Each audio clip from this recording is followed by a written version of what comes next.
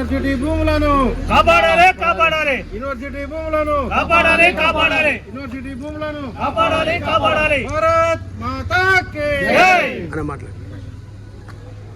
కాపాడాలి కాపాడాలి యూనివర్సిటీ భూములు కాపాడాలి కాపాడాలి కాపాడాలి యూనివర్సిటీ భూములు కాపాడాలి ఈ యొక్క కార్యక్రమంలో పాల్గొన్నటువంటి మాతో పాటు అరెస్ట్ అయినటువంటి పెద్దలు మన గాజుల మన కార్పొరేటర్ రావుల శశికర్ గారు, అదేవిధంగా డివిజన్ ప్రెసిడెంట్ బాలు గారు, మరి రాజిరెడ్డి గారు, మరి సుభాష్ గారు, మరి అదేవిధంగా సంధ్య గారు, గోవర్ధన్ చారి గారు, మరి భూపాల్ రెడ్డి గారు, జగన్ గారు, ముత్యాల గారు, సుధాకర్ గారు, అన్న గారు, రాజు గారు, మరి భిక్షాపతి గారు, ప్రతి ఒక్కరు కూడా ఉదయం పూట టిఫిన్ చేయకుండా వచ్చారు. పోలీసులు టిఫిన్ చేయించారు కానీ ఇక భోజనం పెట్టలేదు. చాలా పనులు ఖరాబ్ అవుతుంది కాబట్టి ఇట్లాంటి వాళ్ళు పిలిపియంగానే వెంటనే పోలీసులు అరెస్ట్ చేయదని చెప్పేసి పోలీసు శాఖ వారిని మేము రిక్వెస్ట్ చేయడం జరుగుతుంది.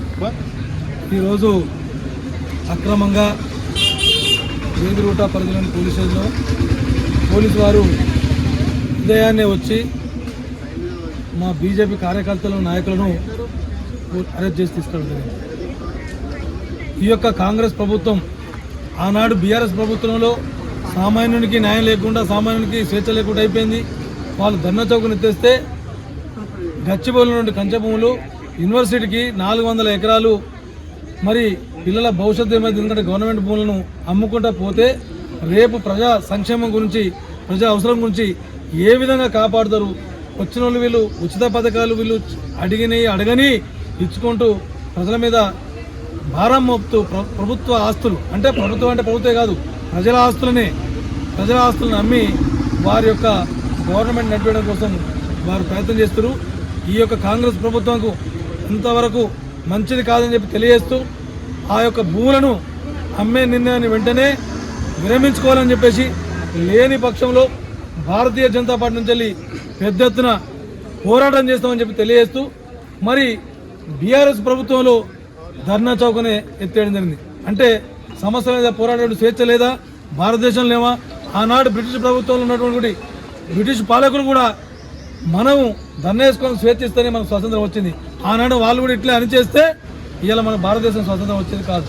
కాబట్టి ఈ ప్రభుత్వాలు అధికారం రాకముందు ఇదే రేవంత్ రెడ్డి గారు కేసీఆర్ గారు భూములు అమ్మితే ఎట్లా అమ్ముతామని చెప్పేసి ధర్నాలు చేసిండు, ప్రెస్ మీట్లు పెట్టి ప్రభుత్వాన్ని తిట్టిపోసిండు.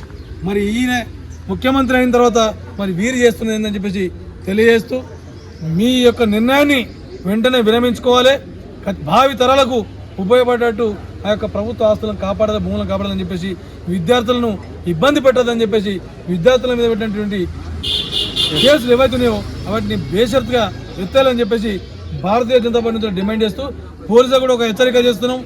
ఏ ప్రభుత్వం అంటే ఆ ప్రభుత్వం మాట వినకండి మీరు. ఎందుకోసం అంటే ప్రజల యొక్క హక్కులను కాలరాసే హక్కు ఎవరికి లేదని చెప్పేసి తెలియజేస్తూ, పోలీసుల జులుం పోలీసుల జులుం సీఎం సీఎం సీఎం సీఎం